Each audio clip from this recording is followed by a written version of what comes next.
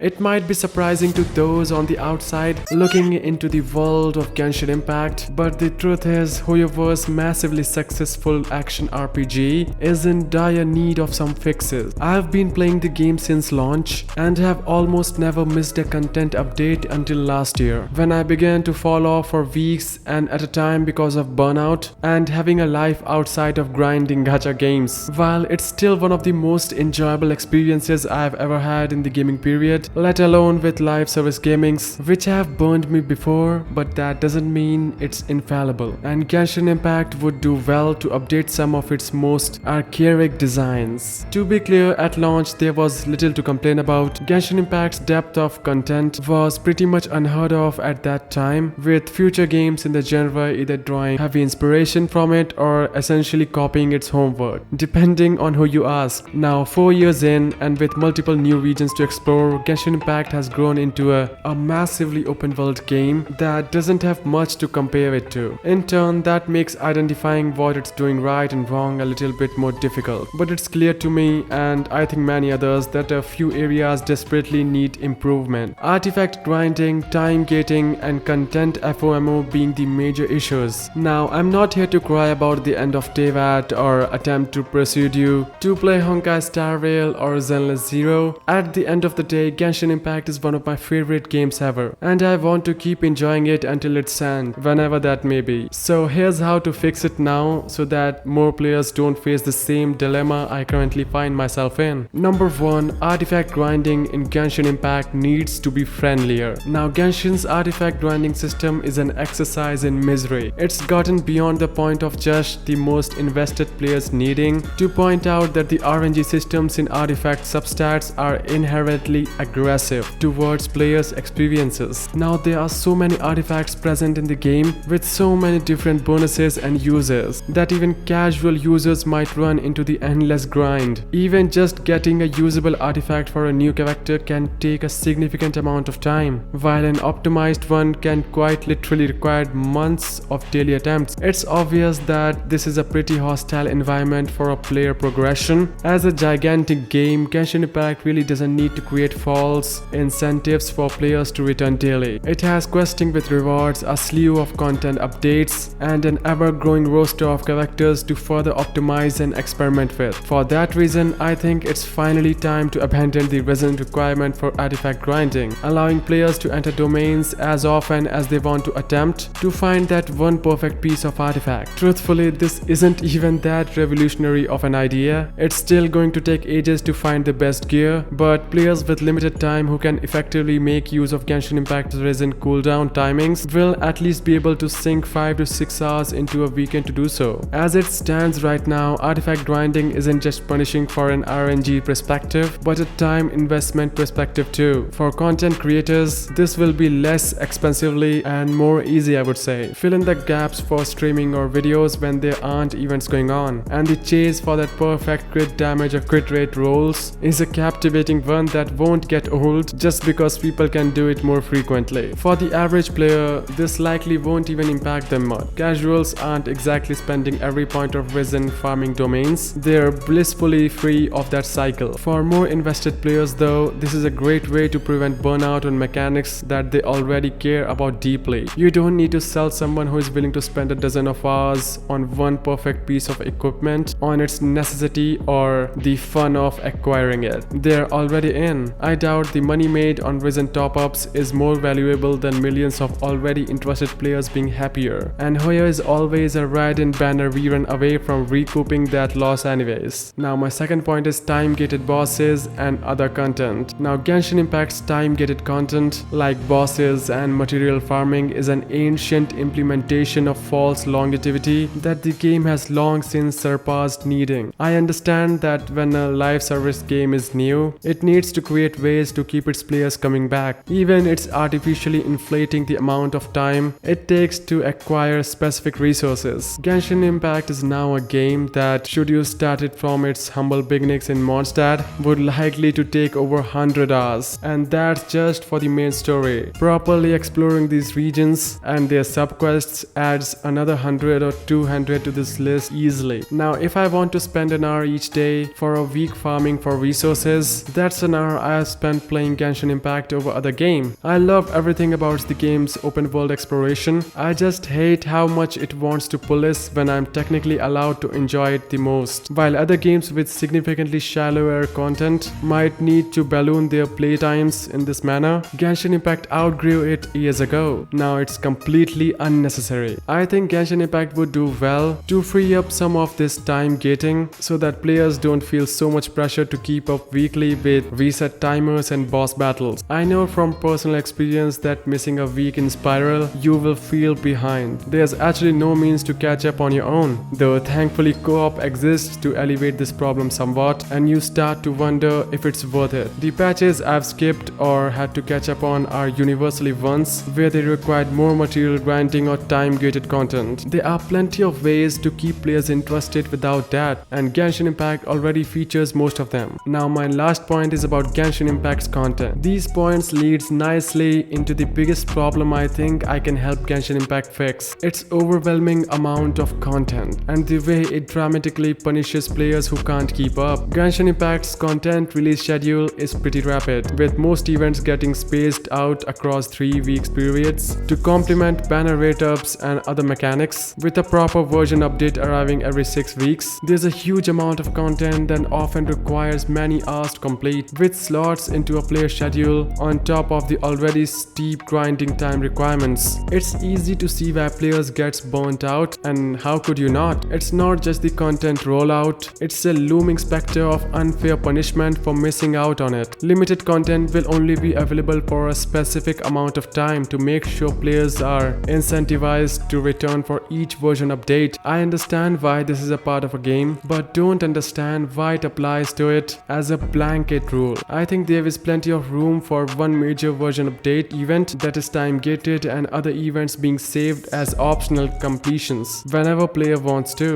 Honka's Star Rail already has this system implemented, so there's no reason to think Genshin Impact couldn't also do it, even if it requires instanced worlds to prevent overlap with other character quests that are permanent. I appreciate this being a potentially big risk, but even the occasional save event would go a long way to preventing the kind of content FOMO that makes getting back into Genshin Impact after falling a bit off intimidating. Now, I'm certainly not suggesting these kinds of changes to scheduling and content production as though it's an ultimatum. I plan to continue to play Genshin Impact into Natlan and beyond, even if I miss out on many events, juggling both my real-world commitments and the other games I love, which is of course Dragon's Dogma 2. That said, however, the sheer amount of things I will continue to be able to participate does weigh on me, and I can see a future where I continue to love Genshin Impact from a distance, keeping track of its story without actually engaging in it. That would be the worst outcome, but it can be prevented. I think Genshin Impact's success has made it feel infallible, and to a certain extent that hurt design decisions a little, at least when it comes to addressing archaic or outdated mechanics that could be improved on. After all, the shiny new thing is going to draw players in more often than quietly upgraded quality of life adjustments. However, with more people than ever having already heard of Genshin Impact, at a certain point the priority needs to shift keeping those players rather than aggressively seeking out new ones. And in my eyes, that time has already arrived for whoever's excellently crafted but majorly inconvenient world of Teyvat. And with that said, I will end this video, but do let me know in the comments that what do you think about Genshin Impact? What are its major flaws? And do you agree with my opinions or not? Comment down below, and I will see you in the next one.